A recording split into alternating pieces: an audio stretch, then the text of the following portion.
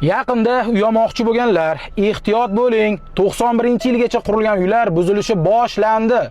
Yangi chiqqan qarordan ko'pchilikda xabari bo'lmasa kerak, 2 va 3 etajli eski binolar 91-yilgacha qurilgan bo'lsa, jami 17 mingta xonadonni buzilishi boshlandi.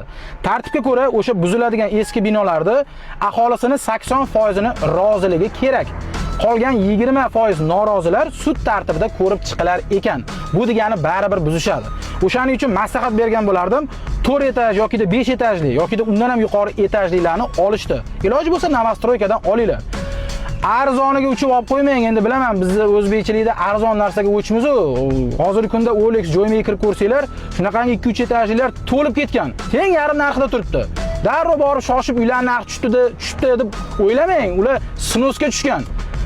Iloji bo'lsa bu videoga bitta like bosib, maksimalni tarqatib qo'yinglar. Shu uy olmoqchi bo'lganlar bunaqangi muammoga aralashib qolmasin.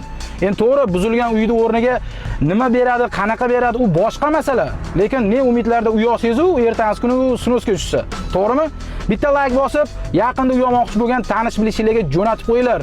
Muammoga aralashib qolmasin. Menda bitta savol tug'iladi. Nima deb o'ylaysizlar? 91-yilgacha qurilgan uylar baquvvatmi? Yoki hozirgi Novostroykalar? Nima deb o'ylaysizlar? Kommentda fikringizni qoldiringlar. Toshkent shahrida eski uylar buziladigan bo'ldi. Loyiha